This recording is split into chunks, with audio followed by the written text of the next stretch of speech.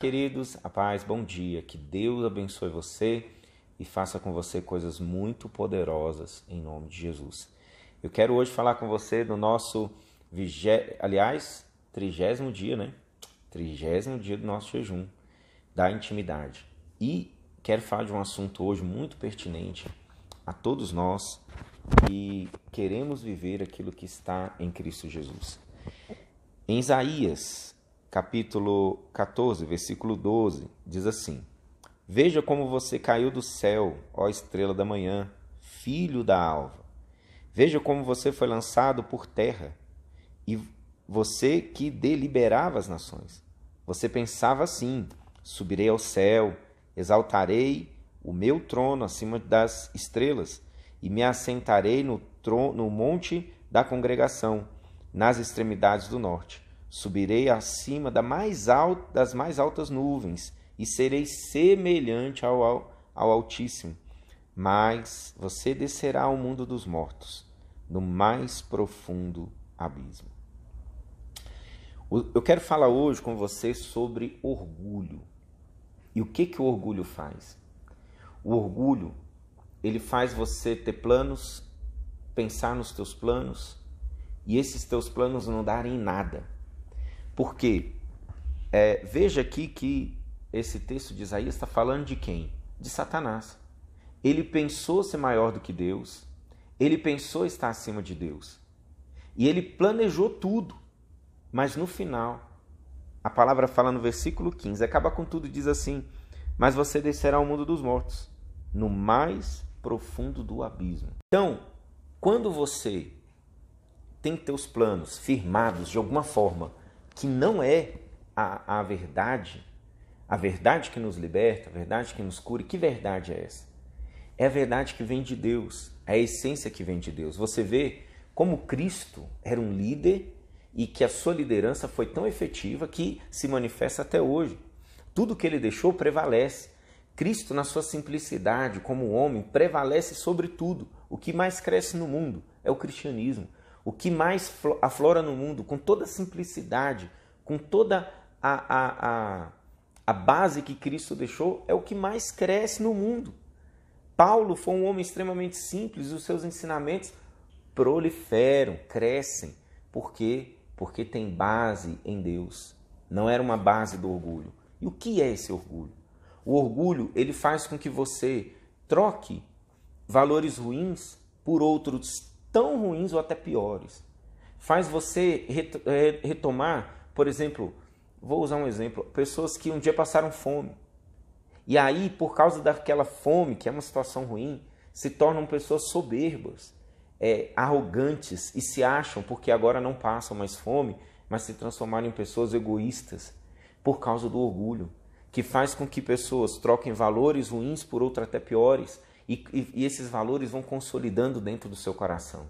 Vão fazendo dele pessoas, em vez deles conseguirem melhorar, eles vão piorando com o sentimento que estão melhorando.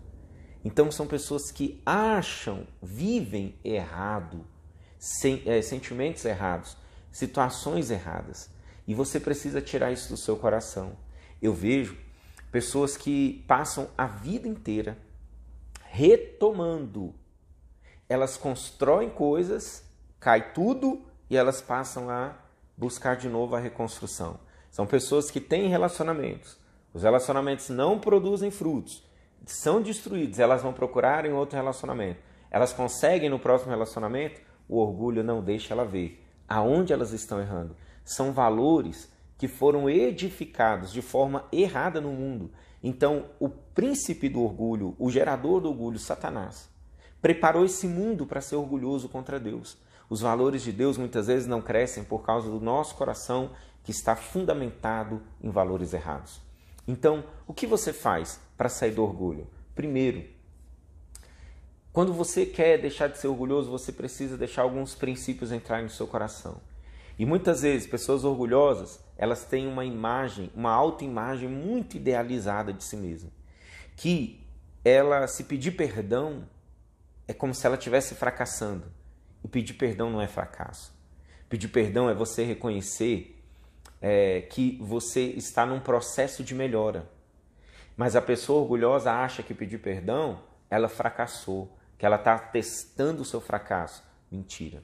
Quem pede perdão é uma pessoa que está aprimorando a si mesma, que está entendendo que ela não é perfeita, como todas as pessoas que estão ao redor, porque o orgulho quer a perfeição, o orgulho se acha demais, perfeito, absoluto, e aí faz o quê? Que essa pessoa ela se transforme numa caixa fechada onde ela não reconhece seus erros.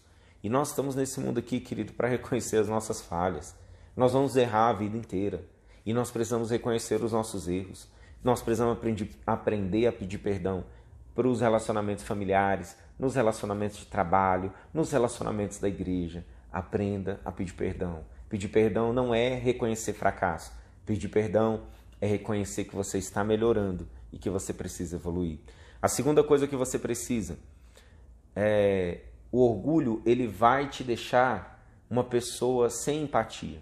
Você não consegue ver a outra pessoa.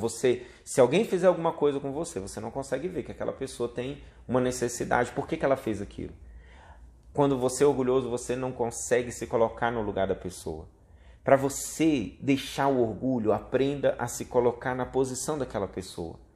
Às vezes a gente fala assim, fulano está passando isso porque merece. Merece, ele errou, ele é péssimo. Então a gente julga a pessoa. Mas você já se colocou no lugar dele? Você entende por que uma pessoa fere muito as outras? Porque às vezes ele foi tão ferido. Às vezes a gente cobra de pessoas que eles sejam pessoas melhores, mas nós não entendemos por que eles estão agindo daquele jeito. Seja uma pessoa empática. Se coloque no lugar das pessoas. Não, você vai ser menos julgador, você vai ser menos cobrador, você vai ser menos incisivo nas suas práticas quando você sente por que aquela pessoa fez aquilo. Por que às vezes um familiar te trata tão mal? Porque ele foi tratado mal a vida inteira, ele não consegue tratar bem a família. Quando você se coloca no lugar da outra pessoa, você vai se sentir melhor, você vai entendê-la e você vai ser menos questionador, menos duro e vai passar a ter um relacionamento melhor. Assim vai ser na sua casa, no seu colega de trabalho, em qualquer lugar. Terceira coisa que você precisa para quebrar o orgulho, livre-se da vergonha. Às vezes você tem vergonha, sabe? Tem vergonha de se expor, tem vergonha. A vergonha ela faz você criar uma barreira que é intransponível.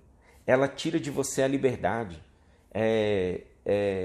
Você sofre com pensamentos. O que estão pensando de mim? O que estão achando de mim? Eu não aceito que pensem isso de mim.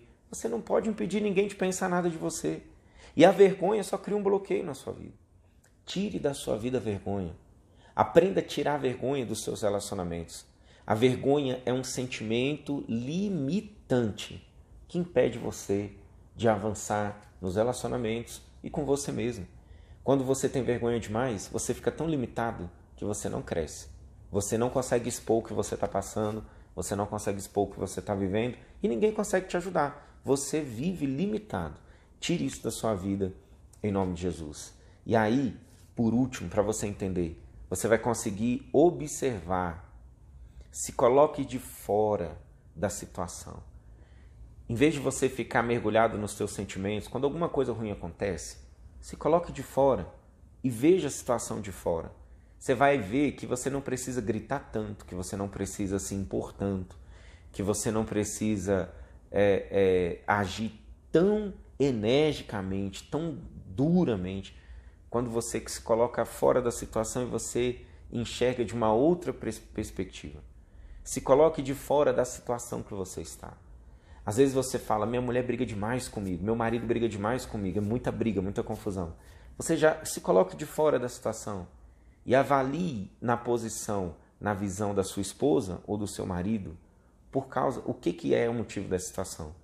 Você vai ver que muitas coisas é porque você não está enxergando o que você está fazendo dentro da relação, ou o que você está fazendo no seu ambiente de trabalho. Você se acha tão perfeito e que as pessoas não gostam de você porque elas estão erradas.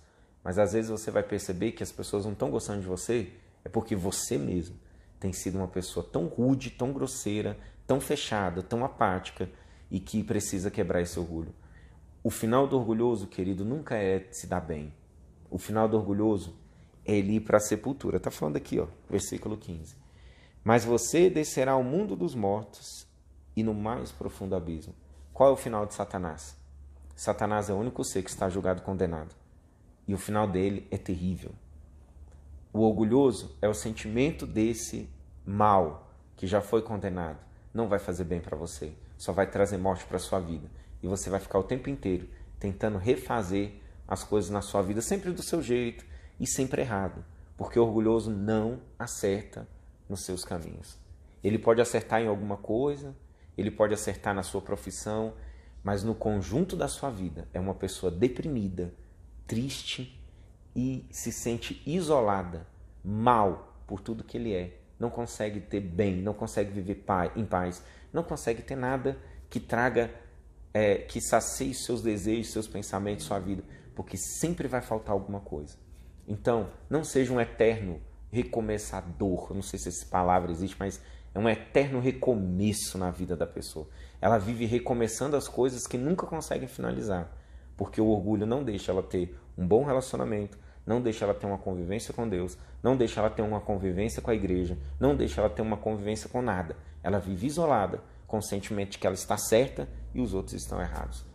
Aprenda. Se você aprender isso, você vai ver que no dia que você recomeçar algo, você vai concluir, porque o orgulho não vai te cegar.